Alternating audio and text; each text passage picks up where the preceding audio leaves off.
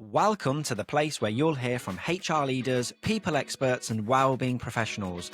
You'll learn about their personal and professional journeys, hear about the future of HR and wellbeing, and take away actionable insights and tips. This is the HR and Wellbeing Insider podcast. Welcome to today's episode of the HR and Wellbeing Insider.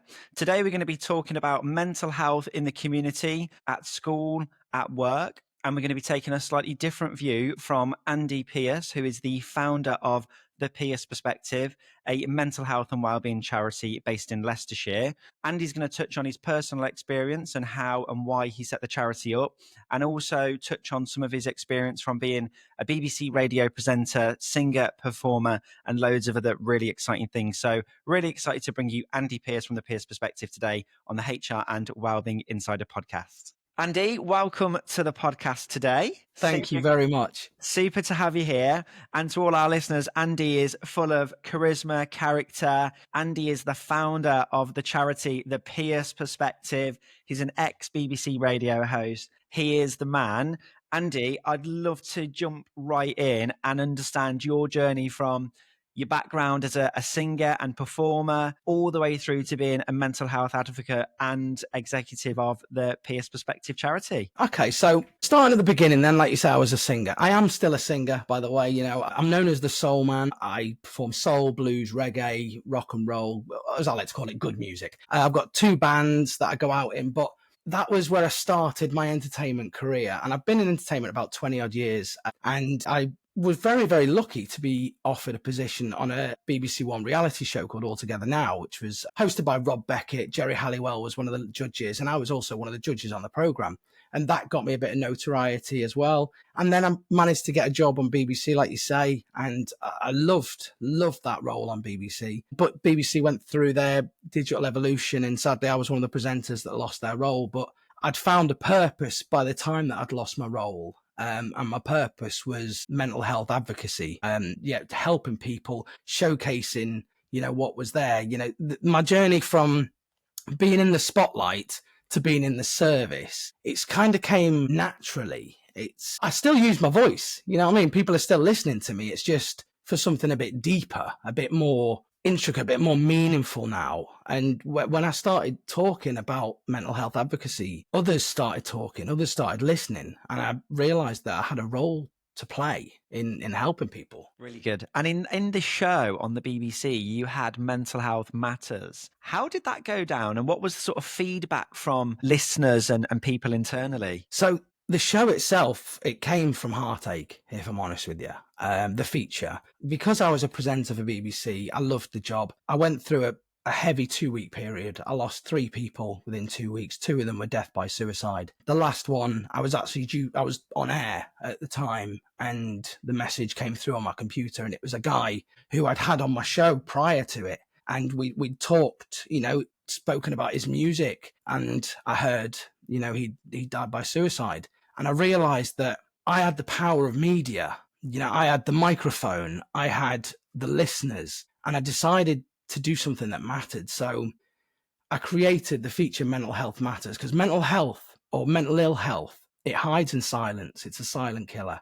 And I wanted to create a space where listeners could feel heard, even if they weren't speaking. And if I'm honest, the response from when I kicked it off, it was overwhelming. People straight away were saying, thank you so much for these resources. I didn't realize that this was available to me. And the feedback that I got, it meant that I wasn't just entertaining anymore. I was helping people, and that really gave me a drive. Yeah, really, really powerful. And actually, like you say, you had the mic, you were there reaching all these different people. And in terms of that sort of 2-week period and those deaths you talked about there in your circle and community, those the sort of experiences that made you turn that into action with the Pierce Perspective, and talk us through that and actually tell us a little bit about what the Pierce Perspective does now. Yeah, very much so. It gave me that voice to be able to, or it gave me that platform to be able to showcase to people that help is there, resources are there. And, it was during the show, I had the feature on my show called The Green Room. So that's what got me into the gardening.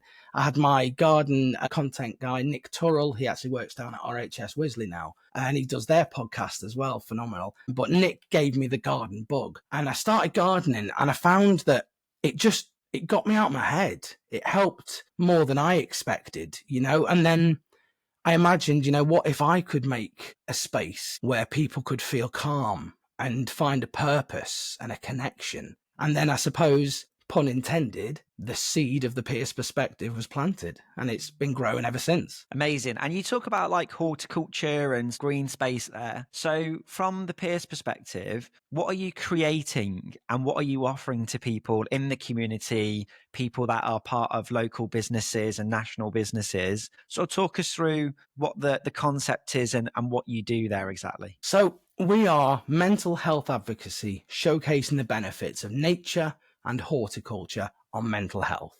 I want to showcase that help is there for everyone. Help isn't biased. It doesn't see age, sex, race, creed, orientation, hair colour, eye colour, gender, birth gender. Help is there for everyone, and so is nature. Nature doesn't judge.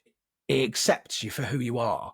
If you're messy, if you're tired, if you're anxious, if you're depressed, if you're scared, if you're suicidal, nature is there. It offers you peace. It offers you solace. And so does gardening. Gardening itself, it's a mindfulness technique. You're planting, you're weeding, you're watching things grow. Inadvertently, it slows you down without making you stand still. And for people that are coming to us, people that are suffering with anxiety or trauma or depression, it's a gentle form of therapy. It's hands in the soil, heart in the moment, feeling it, grounding. And we've got our Wellbeing garden. Now, our Wellbeing garden, my flagship Wellbeing garden is in Leicestershire, in Burbage, but we are all over the UK.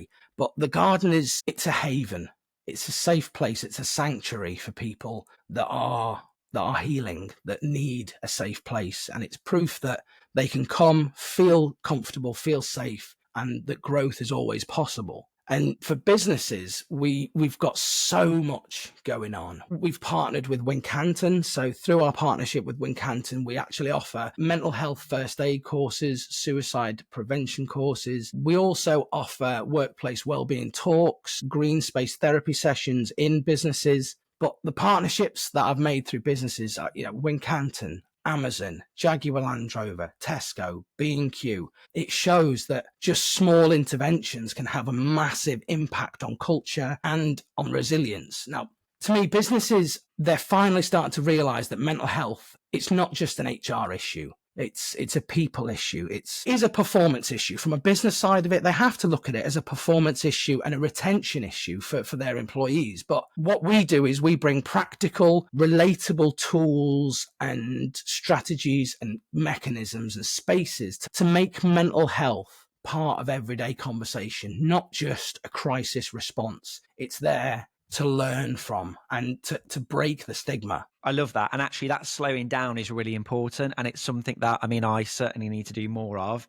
I'm not sure about getting in the garden and doing the weeding, but really, really powerful. Actually, slowing down is important. From a community perspective, a bit of an open question, but we see mental health on the news. We see the struggles with the NHS, people getting to see their GP. What are you seeing within your community when it comes to getting access to services and support for mental well-being? Because I think that's a big area where the Pierce perspective can really, really support people in the community, whether that be employees of businesses or individuals. And also, I know you do a bit of work with schools as well. So, please touch on that. Well, the schools is where I want to start. I have my mental health educational plan. Now, this is not a light thing. My mental health educational plan it's 3-staged approach. It starts it in early years and foundation stages. So it starts with a persona doll, linked to nature stories, colour charts, early understanding of mental health terminology, because that's where we need to start in the youth of today.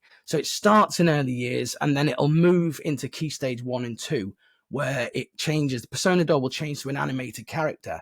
And the animated character then will disseminate mental health knowledge, age-appropriate mental health knowledge, as the children grow through key stage 1 and 2. Then we'll go into key stage 3, where the animated character will change into a real-life person. And then I get to disseminate the mental health information and resources strategies that we know of, that me and my medical professionals that are backing us. We're backed by a chartered psychologist called Dr. Audrey Tang. She's absolutely phenomenal. We've also got a professor of mental health, Anthony Kessel, on board.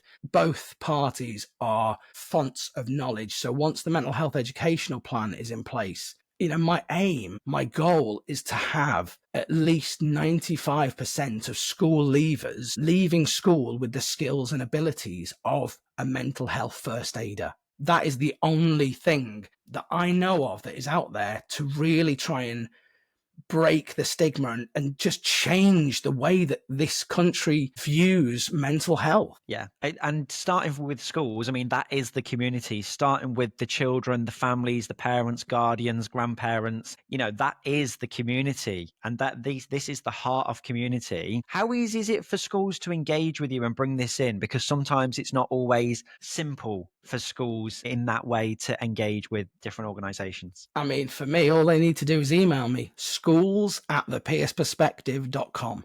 Drop us an email. So far, we're as far wide as Portsmouth. We're talking with a school down in Portsmouth right now that want us to go down, because we also offer green space education to the schools. We can come into the school. I have a horticulture lead called Alison Broughton. She is a qualified therapist. She works at the Wellbeing garden, but she, again, is a font of knowledge. Alison and I, we go to schools, we assess the green spaces in the schools, and we give them advice. We tell them the sort of things that we think they should be planting due to the sun catchment, how much rain they get, where they are in the area, and what will grow, what will benefit the students, what colours, how to do it. That's something that we also give back, because schools, their green spaces is precious. And it's not just about having a field. It's about seeing the colour, seeing it grow, seeing things grow, understanding, to me, I think every school should have fruit trees. Because if kids understand where that fruit comes from and see it grow, it's massive. It's just a big, massive learning curve that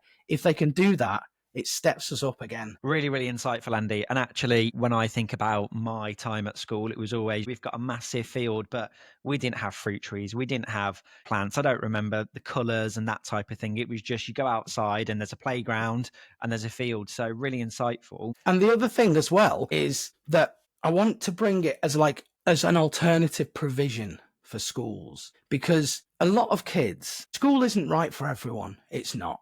And I'm not going to get into the educational system on this, because that's not what we're there all day. But it does need an overhaul. And for me, if a child doesn't want to go to school, there is a problem there. Whether the problem is peer related, whether it's teacher related, whether it's curriculum related, there is an issue. Now, a lot of the time, the children are taken out of school to do an alternative provision. It might be play therapy, behavior therapy, to the point of maybe sometimes it might be drama therapy, because they're starting to creep in now, which I love. But for me, I want to bring in horticulture therapy, and I want to bring it into the school. I don't want to take the child out of the school. So you're in the position that your child has to have this therapy. You, as a parent, then have to take time off work to go to the school and collect your child, to take your child to this therapy session, because it's more often than not between 9 to 5.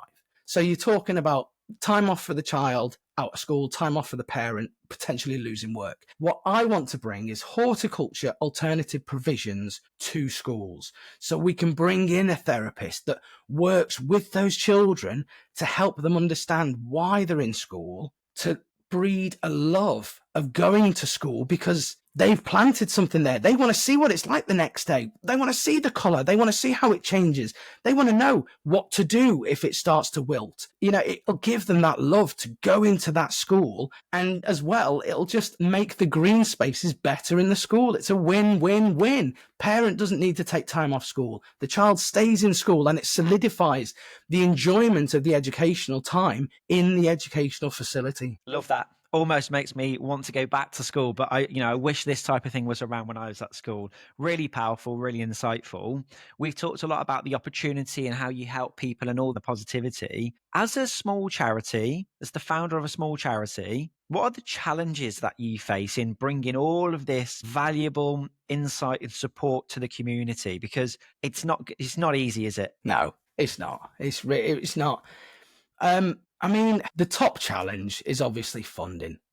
I've done my work for this charity free. I've not taken a salary. The charity is still growing. So funding is a major challenge. We've got the passion, we've got the people, we've got the proof. We've done research. Alison's done a dissertation on the benefits of mental health, the benefits of horticulture on women aged 25 to 40 suffering with low to moderate anxiety and depression. But it's the pounds that aren't there. It's the funding that's not there. The capacity is there. There is so much need for what we are doing, but there's only so many hours that one person or 5 people or 10 people can give. And there's only so many hands that they have. And to me, then again, another challenge is stigma. Stigma lingers, especially around men's mental health, especially around non-traditional types of therapy, like what we're trying to offer, horticulture therapy, But what we're doing, we're trying to turn every challenge into fuel. It's keeping us grounded for where we're starting. It just keeps me trying to push on and bring more people in